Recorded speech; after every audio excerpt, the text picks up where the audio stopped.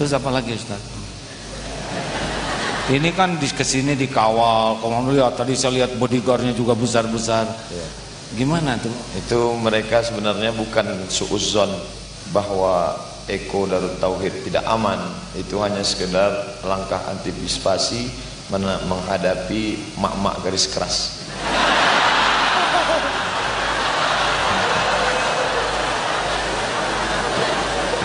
Saya paham. Saya paham.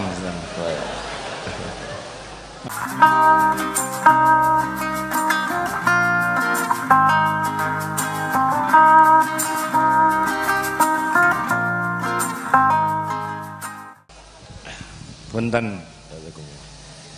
Hadirin, saya sangat bersyukur dan bahagia dengan izin Allah hadir dua guru kita yang oleh Allah dimuliakan dengan ilmu, dengan amal dan dakwah. Ini tidak seperti tabligh akbar, ini kita ngobrol aja. Ya, saya tahu Ustaz capek sekali, apalagi sudah berkuda barusan. Ya. Sementara ini tenang, bagaimana pengalaman berkuda barusan? Sejujurnya, Susah diungkapkan dengan kata-kata. kenapa? Bercampur antara senang bisa berada di tengah AA, Tuan Guru Bajang, juga ada rasa cemas, takut kuda itu mengamuk. Jadi rasa yang campur aduk itu hanya bisa ditenangkan dengan banyak-banyak bersolawat. Masya Allah. Maka mulut saya tidak berhenti. Allahumma sholli ala sayyidina Muhammad. Ya, saya lihat tadi terus komat kami itu sholawat ya Ustaz. Ya Allah, tolong selamatkan aku ini sekali ini aja. Masya Allah, maaf Ustaz, nggak apa-apa diajak begitu. Enggak, saya senang sekali. Terus terang ini pengalaman luar biasa. Sebelumnya saya naik ke atas kuda hanya untuk foto update status aja. Oh. Tapi hari ini Masya Allah berkesan. Disitulah baru saya tahu mengapa AA Ustadz Al-Mukarram, Ustadz Abdullah bin Nastiar disenangi orang, karena dia memberikan kesan pertama yang begitu menggoda.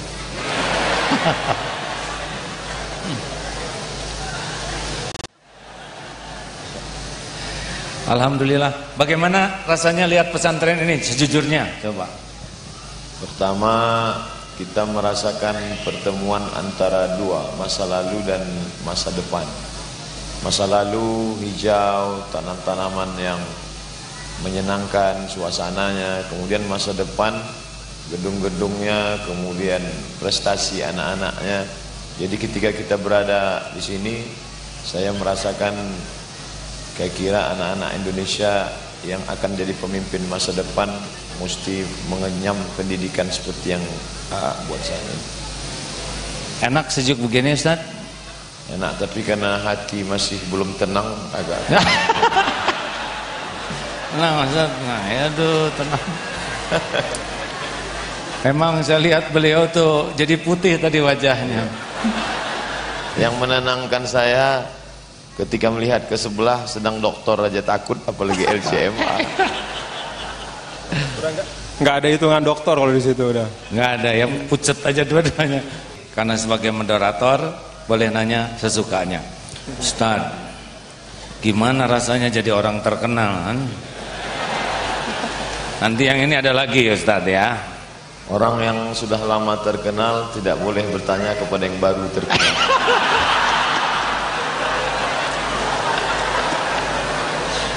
Wah, nggak, saya pengen tahu aja karena saya tahu bahayanya Ustaz. Baik. Nanti saya mau bicara empat mata dengan AA, menanyakan bahaya-bahayanya. Iya. Karena gejalanya sudah mulai terasa. Oh. Yang pertama, saya tidak bisa lagi pergi ke mall. Walaupun cuma mau cari buku.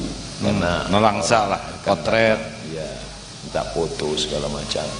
Kemudian biasa makan di pinggir jalan, di warung-warung susah karena susah ya.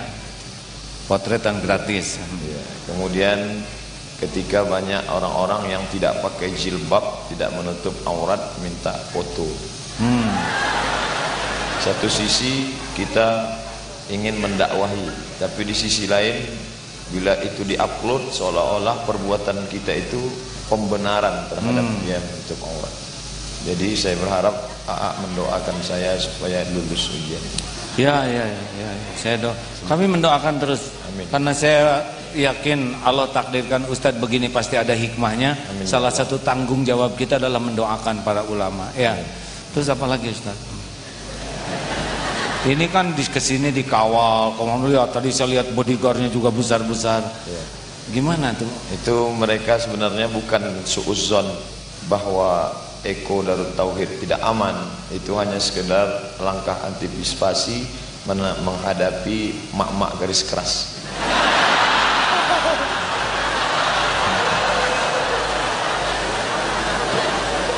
Saya paham.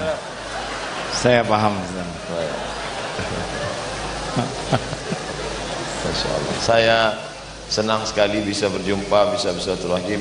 Saya katakan inni uhibbukum fillah. Aku cinta kepada A'agim karena Allah. Mudah-mudahan beliau bisa meluruskan kalau saya salah, menganggap saya sebagai muridnya, dan bisa bersama di tempat yang lebih kekal dan abadi bersama Nabi Muhammad SAW. Saya juga berharap, karena pas dulu AA mulai diujinya juga umur 40 kan.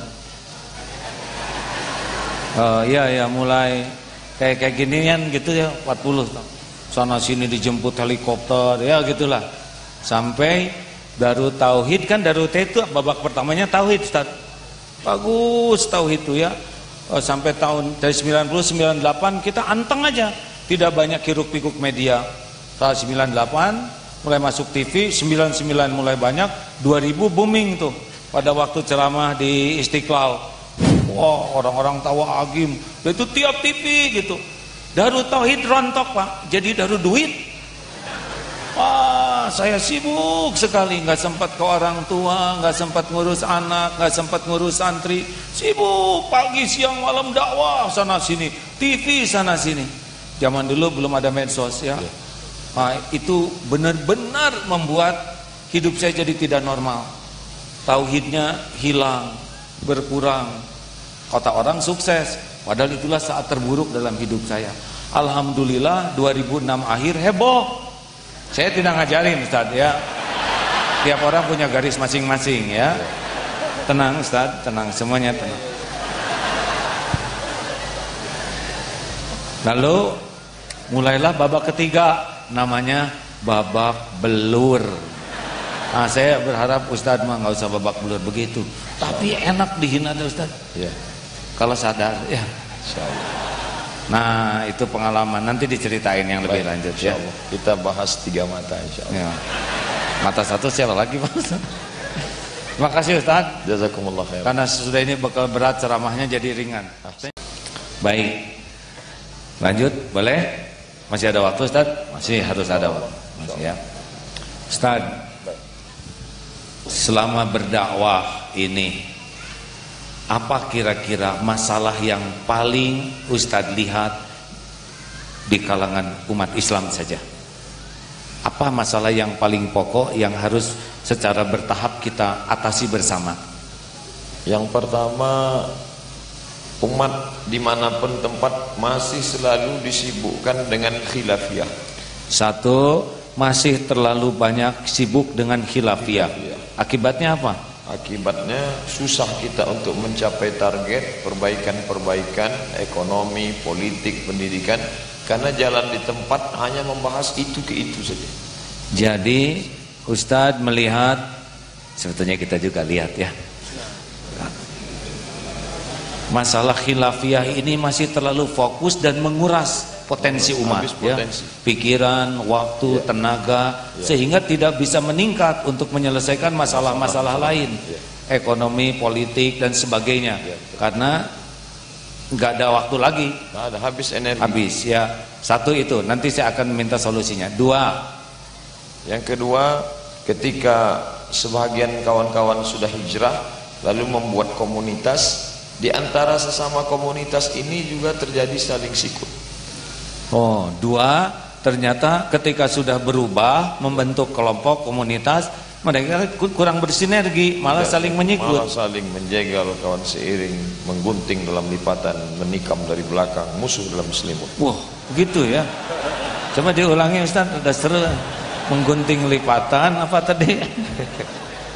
Menggunting dalam lipatan, menjegal kawan seiring, menikam dari belakang, musuh dalam selimut. Masya Allah, innalillahi. Itu bagi yang sudah hijrah, yang awam sibuk dengan khilafiyah, yang sudah mulai ada ilmunya, sibuk saling menyikut, begitu. Ada yang begitu, ya? Ada. Baik. Yang belum, terus. Ada lagi, Ustaz? Kemudian saya batasi pada 3 masalah terbesar. Yang ketiga, sebagian kita selalu menganggap kitalah yang membuat ini menjadi berhasil, sehingga kita tidak melihat keberhasilan orang adalah keberhasilan kita sebagai sebuah umat. Maka ketika saya sampai ke Eko Darut Tauhid, maka saya mengucapkan bersyukur pada Allah karena ini adalah umat. Hadhihi ummatukum ummatan wahidah. Sementara sebagian orang tidak melihat ini, itu kan keberhasilan dia, bukan kita. Sedangkan Nabi selalu berkata innallaha ma'ana, yang selalu dikedepankan itu kekitaannya. Saya kira kenapa Ustaz Abdullah Gimnastiar amat sangat menerima kunjungan kami, karena beliau melihat kami sebagai kita, bukan sebagai dirinya, sehingga ini dianggap sebagai orang-orang yang Allahu a'lam. Tapi yang jelas kita semua dibersihkan Allah. La taj'al fi qulubina ghillan, jangan jadikan dalam hati kami hasad. Maka mudah-mudahan kita melihat lebih kepada kekitaan kita, bukan keakuan saya. Satu masalah khilafiyah, 2 masalah ego kelompok, ya, dan yang ketiga ya masalah kekurang mampuan menerima kelebihan orang, gitu ya. Ya gitu kan. Nah, tentang masalah khilafiyah, solusinya bagaimana? Saya selalu menyampaikan agar pengajian mulailah bersilabus dan berkurikulum. Bersilabus dan berkurikulum. Senin malam Selasa fikih, Selasa malam Rabu akidah, Rabu malam Kamis tafsir, Kamis malam Jumat hadis, Jumat malam Sabtu akhlak, Sabtu malam Ahad tablik akbar. Jadi ketika kita sudah bahas masalah ini menurut 4 mazhab, begini menurut Hanafi, begini menurut Maliki, begini menurut Syafi'i, begini menurut Hambali, nanti ketika datang orang lain membahas untuk mengobok-obok kita, memecah kita, jamaah sudah tahu. Itu kan sudah kami bahas dari 4 aspek. Jadi masalah khilafiyah ini mungkin karena ceramahnya kurang terstruktur gitu Ustaz, ya. Dengar tablik, ya. Tapi beda kalau pakai silabus, begitu ya. Insyaallah. Baik. Tuh begitu hadirin. Tahu silabus apa? Siapa coba silabus? Yang kedua, bagaimana nih, kita kan susah menyuruh kelompok orang lain untuk bisa tidak sikut-sikutan. Solusinya gimana kira-kira? Menjinakkan buaya itu insya Allah mudah, tapi yang susah itu adalah mengumpulkan pawang-pawang buaya. Ada bingung saya, maksudnya gimana Ustaz? Insya Allah masyarakat kita, umat kita itu akan melihat ketika duduk bersama, maka jamaahnya Ustadz Somad, jamaahnya Tuan Guru Bajang, jamaahnya Ustadz Kiai Haji Abdullah Gimnastiar melihat kebersamaan ini. Oh, ternyata guru-guru kita walaupun ada sedikit perbedaan dalam beberapa masalah, ternyata bisa bersama loh. Oh, jadi solusinya mungkin para pimpinannya sering silaturahim begini ya? Lebih memperbanyak piknik. Itulah sebabnya tadi saya ngajak naik kuda ya. Alhamdulillah. Jadi yang selama ini terlalu tegang, datang kemari naik kuda, insya Allah semakin tegang. Astagfirullah. Tenang ya. Kolam Pak, kolam masalahnya ya. Iya. Semakin tegang, tapi sesudah itu kan bahagia ya kan? Masya Allah. Gini Ustadz, kalau nggak pakai ketegangan, bahagia tuh kurang ternikmati. Ya. Betul. Saya lihat tadi Ustadz turun dari kuda tuh, begitulah. Masya Allah, kesyukuran yang luar biasa. Masya Allah. Yang ketiga, gimana tuh? Jadi supaya menghilangkan sikut-sikutan, ayo berinisiatif aja silaturahim. Ngomong-ngomong Ustadz, kenapa mau silaturahim ke sini? Katanya karena saya pengagum Pak Adi. Oh, bolak-balik. Dulu ketika berangkat ke Mesir 1998, pernah satu hari itu kami menonton 10 televisi swasta di jam yang sama, semuanya Agim. Biasa. Alhamdulillah hari ini dipertemukan Allah Subhanahu wa taala. Begitu. Ternyata begini rasanya ketemu idola. Oh, justru saya yang banyak belajar. Kalau mau tidur buka YouTube Abdul Somad. Pengen tahu nih seperti apa ilmunya, kok banyak benar. Alhamdulillah. Makanya kalau ceramah, saudara jangan banyak nanya kepada saya. Tanyalah ke Ustadz Abdul Somad atau Ustadz Adi Hidayat ya. Kalau Ustadz Adi Hidayat kan lebih mantap lagi. Ini Quran, ini ayat ini adanya di bagian atas. Saya juga bisa. Ini Quran disimpan di rak yang paling atas. Ya, malum lah. Yang terakhir, bagaimana itu supaya kita bisa merasakan kekitaan? Mengalahkan kuda berat, mengalahkan diri sendiri jauh lebih berat. Karena pergolakan batin, disitulah nampak kuasa Allah. Mungkin kita lulus diuji dengan sedekah, lulus diuji dengan sholat malam, tapi ketika diuji dengan melihat kelebihan orang, kenapa dia doktor, kenapa dia gubernur, kenapa dia calon presiden, kemudian melihat kelebihan orang, kenapa dia punya pesantren 2, kenapa dia punya kuda 2, disitulah kita mesti ikut senang melihat kesenangan orang lain. Hari ini saya mesti berusaha, saya ikut senang melihat kesenangan guru-guru saya. Alhamdulillah. Jadi saya terinspirasi oleh ini Ustadz ya. Saya sadar betul bahwa ilmu saya sangat sedikit. Ada yang hadis ini Ustadz, yang Rasulullah suatu saat memberitahu akan ada seorang masuk ahli sorga. Itu kan datang seorang yang janggutnya basah membawa terompah. Sampai 3 kali Rasulullah SAW bersabda demikian.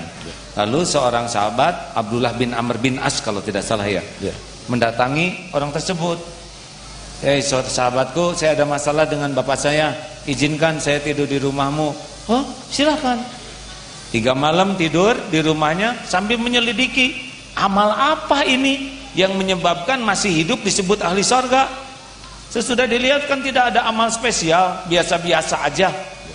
Sahabat, sebetulnya saya mendengar Rasulullah berkata tentang kau begini. Tapi sesudah saya lihat tiada yang istimewa. Lalu jawaban orang itu bagaimana? Ya seperti yang saudara lihat, saya begini adanya. Oh begini. Pas mau pulang, berkatalah, ada satu yang tidak ada pada diri saya. Saya tidak mendengki dengan nikmat yang Allah berikan kepada orang lain. Masya Allah.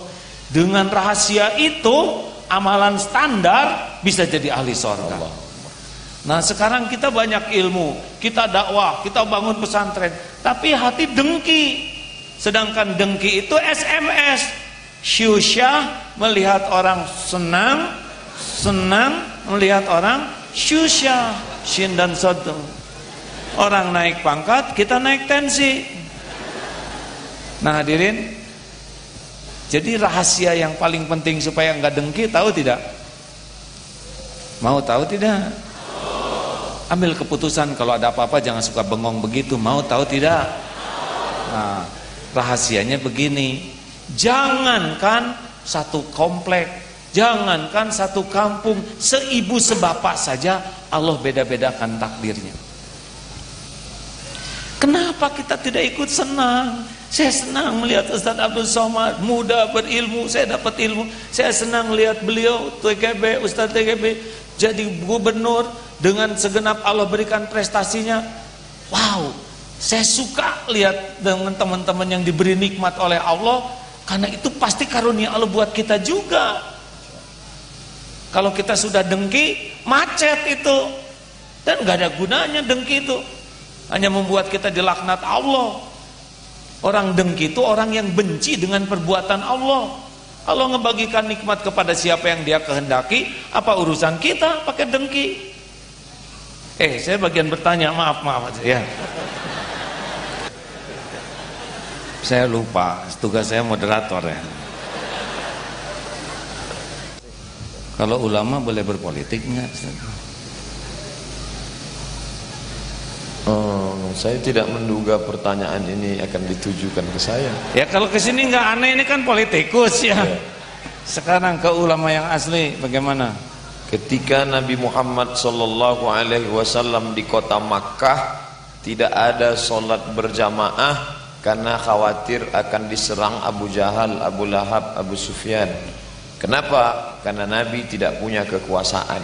Tapi ketika setelah sampai ke kota Madinah, Nabi punya kekuasaan. Selesai sholat, Nabi malah bisa melihat, inspeksi ke belakang. Asyahidun fulan, asyahidun fulan, asyahidun fulan. Mana si fulan? Kenapa tidak datang sholat berjamaah?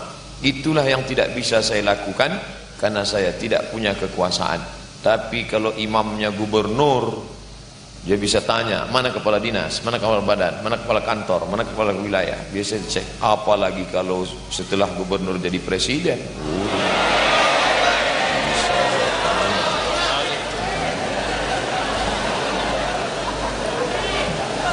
Saya sebagai moderator harus netral, hadirin, hanya mengalih-alihkan pertanyaan yang mengarah ya.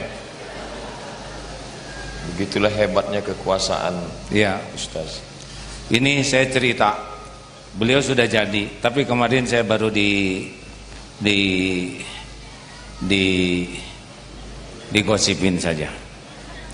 Tidak gampang ternyata Ustaz. Agim calon gubernur Jawa Barat. Rapat. Para relawan ngumpul. Tuh seperti yang itu tuh. Apa? UAS, tim. Sahabat UAS. Tuh ada tuh. Rapat.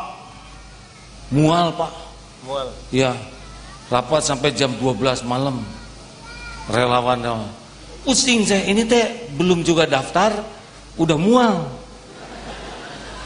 Yang kedua yang paling berat buat saya, Pak, sesudah rapat-rapat terus, saya harus menjalin silaturahim, saya harus ceramah ke sana sini demi supaya orang tahu saya, supaya orang milih saya. Cilaka, saya nggak ada pahalanya ya. Wah, gawat nih, saya nggak sanggup hidup begini. Yang ketiga, suka ngobrolin orang lain. Kandidat itu begini, ini kan saya bisa gibah. Taluk aja, ampun, nggak kuat saya sih. Pasti bukan makom saya. Ada makom orang yang lebih tangguh, yang bisa menjalani ini tanpa kotor hati. Itu pasti seorang ulama. Gitu. Udahlah hadirin, ngerti aja, nggak usah tepuk tangan. Ya. Baik, pertanyaan selanjutnya lebih berat. Siap menanggungnya? Ustadz, ekonomi umat. Kenapa ngoyondon begini?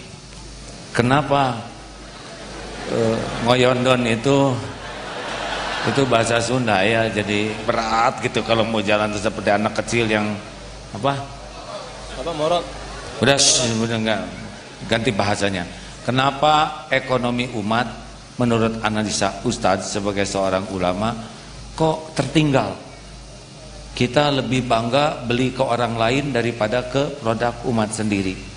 Kalau ke mall nggak berani nawar, ke tukang sayur sampai stroke tukang sayurnya ditawar habis-habisan. Kenapa kira-kira Ustaz? Menurut saya Ustaz, pertama orang Islam sudah dicuci otaknya, memahami bahwa Islam hanya untuk mati. Jadi ekonomi harus ditinggalkan, hanya akan melalaikan dari Allah. Ini siapa punya kerja, wallahu a'lam bishawab. Tapi yang jelas banyak umat Islam yang sebelum hijrah sibuk bisnis, setelah hijrah meninggalkan bisnis. Sebelum hijrah sibuk politik, setelah hijrah meninggalkan politik. Dia katakan ini zaman jahiliyah saya, sekarang saya sudah Islami. Ini lebih bahaya karena sebelumnya dia menekuni dunia ini semua, sekarang dia sudah meninggalkan dunia padahal dia belum mati meninggal dunia. Akhirnya umat ini terus terperosok jauh. Lalu kemudian umat Islam tidak memiliki rasa empati yang dikatakan Nabi, la yu'minu ahadukum, kamu tidak beriman hatta yuhibba li akhih, sampai kau sayang kepada saudaramu ma yuhibbu li nafsih. Ketika engkau membeli, sesungguhnya engkau sedang menolong saudaramu, tukang jual ikan, tukang jual sayur. Engkau bukan menghidupi pengusaha besar untuk liburan ke Hawaii, tapi engkau sedang memberikan dia makanan supaya anaknya bisa sekolah daripada dia mengemis. Alhamdulillah, ketika ekonomi umat ini sedang down, perhatian umat tidak konsen ke ekonomi, dihadirkan Allah tokoh-tokoh muda, diantaranya Ustadz Ipo Santosa yang ada bersama kita. Bukunya luar biasa, Pengusaha Muda Muslim. Saya hanya tahu beberapa dalil-dalil yang sangat minim, tapi yang mempraktekkannya langsung.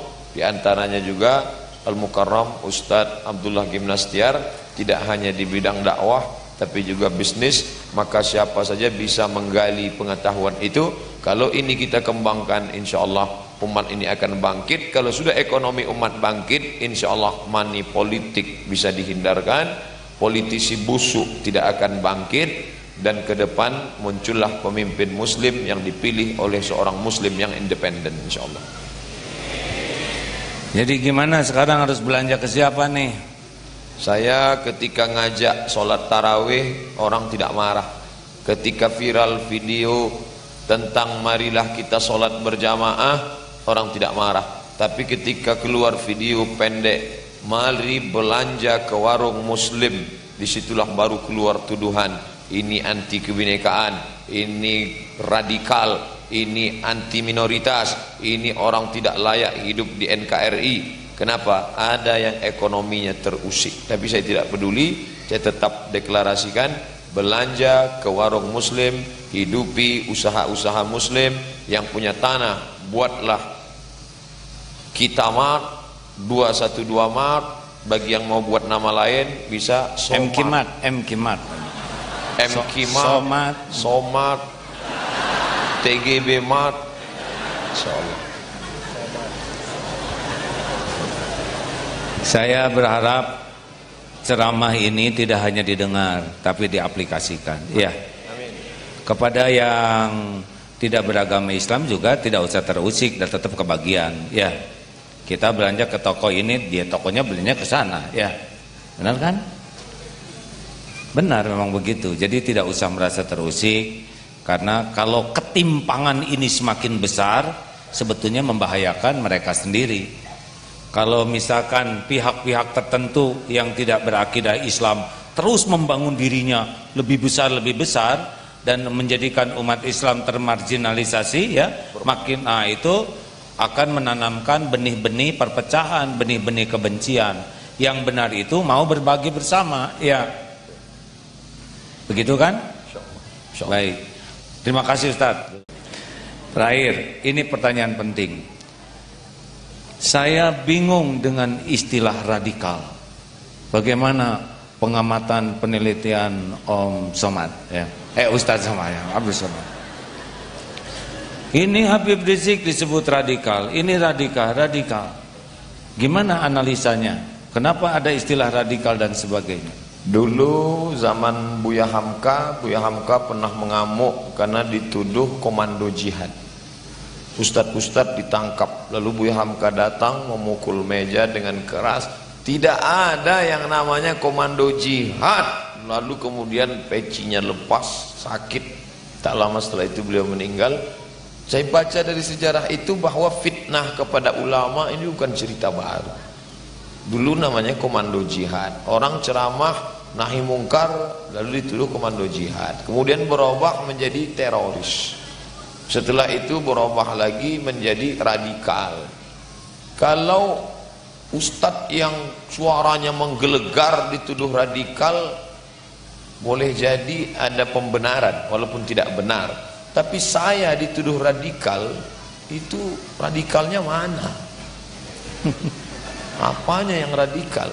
Maka selalu ketika memang ada yang nyangka radikal Ustaz Somad. Ada diisukan di internet radikal. Oh gitu. Nggak usah dibaca, ya. Saya nggak baca tapi dikirim jamaah. Solusinya bagaimana sekarang supaya istilah itu tidak pada tempatnya? Mungkin ada yang radikal ya, yang radikal betulan, ada yang diradikal-radikalkan. Apa sarannya bagi para ustadznya, juga bagi yang menuduhnya? Saya kira Ustadz, kita harus balance, menilai, seimbang. Yang satu mengatakan terlalu takut dengan Islam, seolah-olah kalau nanti orang Islam berkuasa, fanatik, lalu yang non-muslim akan dibantai, bunuh, dihabisi, maka muncullah yang disebut dengan Islamophobia, takut terhadap Islam. Sedangkan yang satu kelompok lagi pula terlalu takut dengan nasionalisme, sehingga menjadi Indonesia phobia. Kedua kelompok ini ada. Maka kita mesti paham, negeri ini didirikan oleh para ulama. Makanya ketika kita bicara Pancasila, nilai-nilai Islam ada dalam sila-sila itu. Keadilan, ketuhanan yang Maha Esa, persatuan Indonesia, kemudian musyawarah. Itu nilai-nilai Al-Quran dan Sunnah yang diformulasikan, yang dibuat oleh para ulama. Makanya di pembukaan Undang-Undang Dasar itu atas berkat rahmat Allah yang Maha Kuasa. Maka ketika orang berteriak Allahu Akbar, dia tidak anti Indonesia. Dan ketika orang berteriak Pancasila, dia tidak anti la ilaha illallah.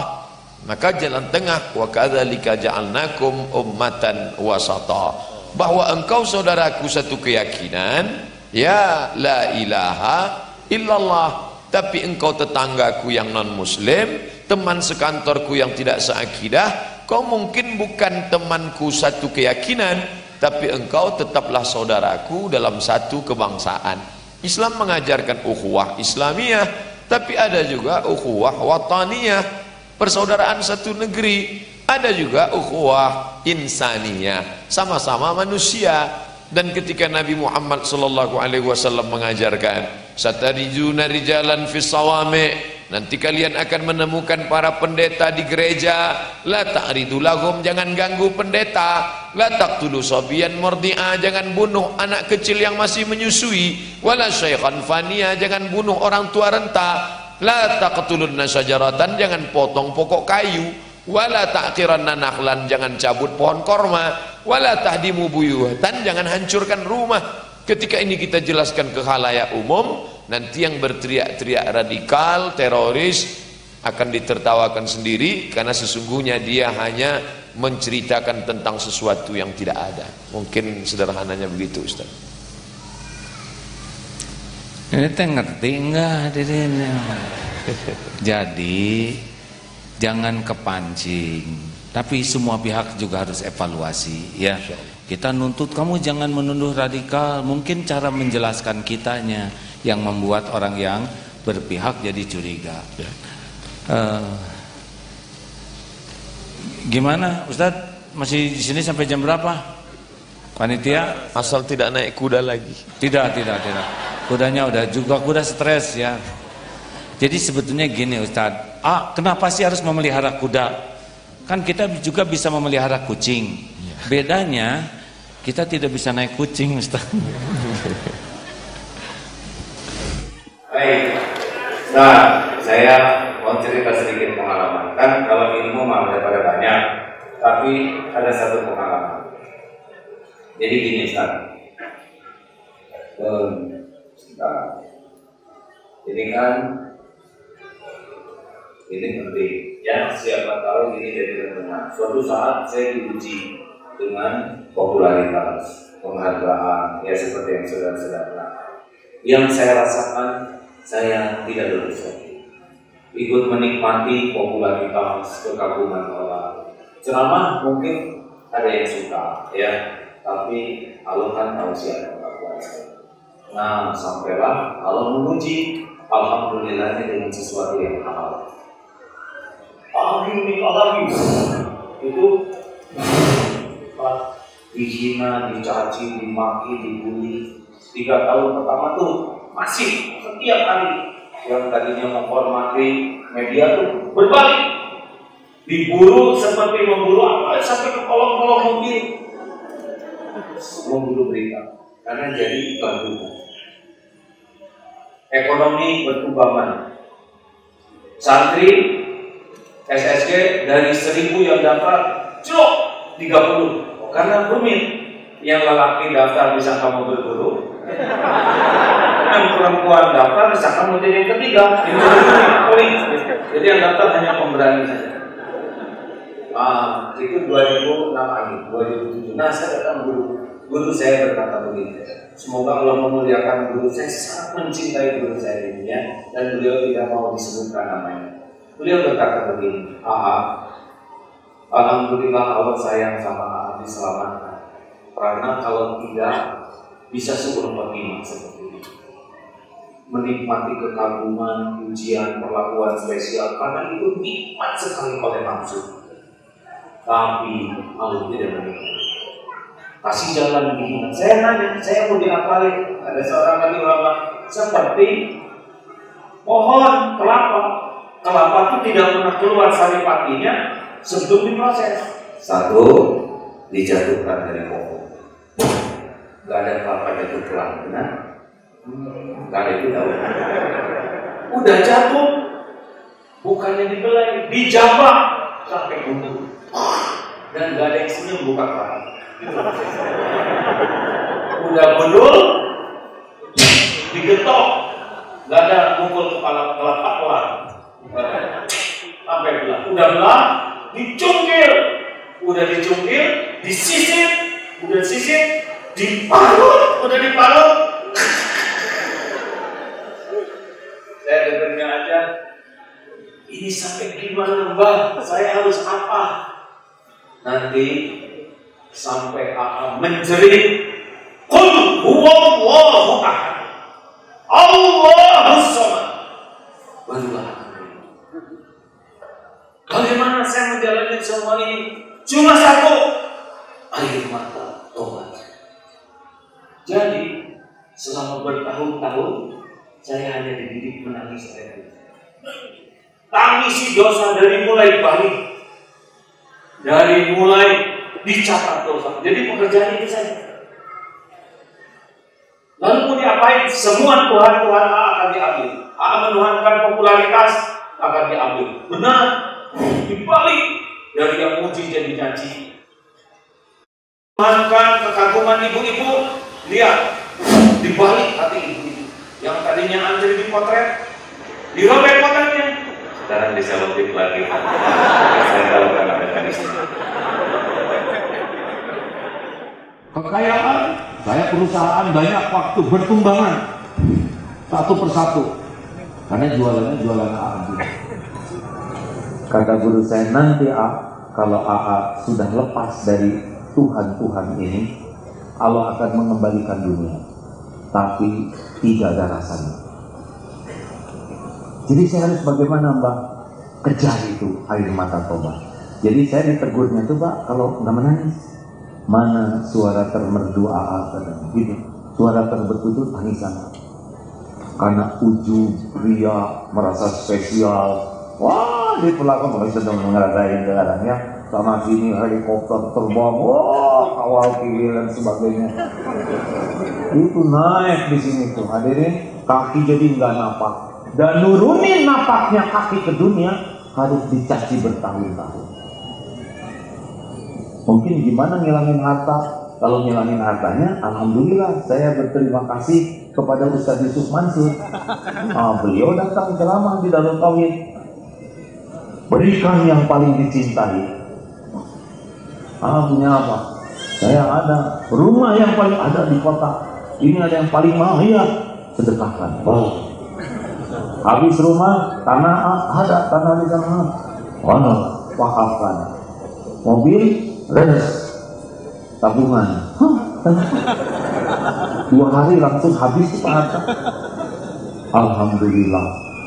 Ringan, sudah tidak punya sandaran. Dulu tinggal kering. Dulu para pejabat datang sama Om, ya. Ini ya. Calon presiden datang. Udah itu gak ada yang datang. Takut bisa nggak mau kursusnya. Telepon gak diangkat, SMS gak dibalas. Betul-betul. Nah, barulah saya tahu siapa teman-teman sejati. Seperti kata Ali bin Abi Thalib, ya. Wah Ali, engkau banyak sahabat. Oh, saya tidak tahu. Nanti kalau dunia tidak ada pada saya, baru saya tahu. Barulah saya tahu teman-teman saya itu ketika dihina, dicaci. Sekarang oleh Allah sudah dibalikin lagi nanti. Lebih daripada dulu. Tidak terbayang bisa ngebangun masjid, pesantren, santri nggak kebayang. Dan obatnya cuma satu. Sekarang diajarin satu lagi oleh guru saya, yaitu syukur. Jadi sekarang syukur, syukur, tobat, syukur, tobat, syukur. Nggak usah banyak keinginan. Ini bukan ngajarin Ustaz, ya. Tapi dipuji, dikagumi, dihormati itu jauh lebih bahaya daripada dicaci. Kenapa? Karena nafsu sangat menyukainya. Bahaya terbesar kalau orang dipuji, dikagumi, maaf, dia akan menikmati casing daripada isi. Bahaya terbesar orang yang dipuji, dikagumi adalah, punten ya, dia tidak punya kemampuan untuk jujur melihat siapa dirinya, karena sudah terperangkap oleh penghormatan orang lain. Seakan-akan udah jadi terhormat, udah jadi mulia, padahal orang lain menghormati kita karena Allah nutupin aib, nutupin dosa, nutupin maksiat. Allah tahu lirikan mata kita, jinah mata, jinah pikiran. Allah tahu semua yang tersembunyi. Allah tahu sholat kita tidak berkualitas, tapi orang menghormati kita. Apalagi kalau sampai kentut, bau, lalu orang-orang memuji, harum, harum, harum. Kita jadi merasa kentut kita harum. Itu paling bodoh, padahal hidungnya menyatakan belerang. Saya percaya ini tidak akan terjadi kepada kedua ustadz ini, tapi itu pernah terjadi pada diri saya, ya. Saya tidak ingin ada orang yang diuji dengan popularitas dan sebagainya dunia, lalu mengalami apa yang buruk yang pernah saya jalani, yaitu lupa kepada ini semua adalah casing saja dari Allah. Itulah doa Ustaz, ya. Nasihat terakhir sebelum meninggalkan acara yang fana ini. Ustaz juga siap-siap. Yang pertama, tetaplah minta nasihat. Siapapun orang yang saya jumpai kemarin dengan Habib Ahmad Al-Qaf, minta nasihat. Hari ini dengan Tuan Guru Bajang, minta nasihat. Berjumpa dengan A.A. Gim Al-Mukarram Al-Ustaz Abdullah Gim Nastiar, tetap minta nasihat. Karena ada saatnya nanti nasihat tak lagi berguna, dan ketika harta yang dia berikan habis, tapi ketika nasihat inilah yang menyelamatkan kita dan membuat kita akan tetap bersama dalam keadaan senang dan susah. Ketika pertama kali ketemu jumpa dengan AA setahun yang lalu di Masjid Trans TV, saya bersalaman. Ketika saya salaman, ketika itu AA Gim mengatakan, doakan saya. Padahal bertemu pertama kali. Kata itu selalu saya pakai setiap kali ketemu dengan jamaah. Ustaz, doakan kami. Ingat, saya sebut doakan saya. Pendek, pertemuan sederhana, tapi sampai setahun ini tetap saya amalkan bahwa sebenarnya kita menumpang dari doa orang lain. Maka hubungan kami tak pernah putus, walaupun setahun ini tidak bertemu, tapi kami tetap saling mendoakan. Begitu juga dengan jamaah. Tetaplah minta nasihat, tetaplah minta doa, karena kita tidak tahu entah dari mulut yang mana doa itu dikabulkan Allah Subhanahu wa ta'ala. Mungkin itu. Masya Allah. Sahabat-sahabat sekalian, pesan beliau, teruslah meminta nasihat dan teruslah minta doa. Saat yang sama, dalam ketersembunyian kita nih sebagai umat, doakan para ulama, ya. Sembunyi-sembunyi dan minta khusus, ya Allah, selamatkan guru-guru saya, selamatkan para pemimpin saya, sing khusyuk demi Allah, tidak ada yang tidak didengar oleh Allah. Wa asiru qaulakum awijharu bih innahu alimum bidatis sudur. Karena berat, posisi seperti ini berat, hadirin. Setan itu mati-matian dengan segala akal untuk membuat kami tergelincir. Hanya orang-orang yang sangat peka yang bisa membaca ini tipu daya setan. Kalau tidak, ini posisi yang membahayakan. Setan yang menggoda kita-kita ini bukan setan-setan biasa yang pakai dalil juga. yang pakai Al-Quran, yang pakai hadis, tapi untuk menggelincirkan niat, menggelincirkan cara. Boleh saya beri penutup dari saya sendiri? Ada hadis sahih, siapa yang duluan dihisab? Yang duluan dihisab adalah orang yang merasa mati syahid. Ketika ditampakkan nikmat dari Allah, apa yang kau lakukan? Ya Allah, saya sudah berjihad sampai saya mati di medan perang, dan saya lakukan lillahi ta'ala. Bayangkan, tubuh berjuang, mati, dan mengaku lillahi ta'ala. Tapi Allah berfirman kepadanya, kadzabta, dusta kamu. Kamu berjuang bukan karena Allah, kamu berjuang karena ingin dianggap sebagai pahlawan, dan itu sudah engkau dapatkan. Dianggap sebagai pemberani, dan itu engkau dapatkan. Di dunia diseret dalam keadaan tertelungkup, jadi ahli neraka. Nauzubillah.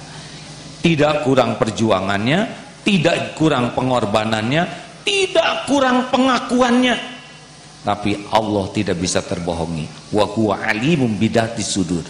Yang kurang cuma satu saja, tapi fatal. Dia lebih menikmati kedudukan di sisi makhluk daripada kedudukan di sisi Allah. Orang yang kedua, dengar baik-baik, siapa yang dihisab? Orang yang belajar agama dan mengajarkannya. Kita.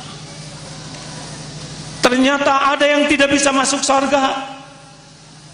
Padahal dia mengakui, saya belajar, saya berdakwah, saya lakukan karena engkau. Kadzabta, dusta kamu. Kamu berjuang, kamu berdakwah, cari ilmu, berdakwah karena ingin disebut alim, ulama, dan sudah engkau dapatkan itu di dunia. Di akhirat diseret dalam keadaan tertelungkup. Sama dengan para pembaca Quran yang ingin dianggap qori'ah. Sebabnya cuma satu saja, dia lebih sibuk dengan kedudukan di sisi makhluk daripada mencari kedudukan di sisi Allah. Halus sekali hadirin, halus sekali. Kuncinya adalah menuhankan pujian, penilaian, kedudukan makhluk.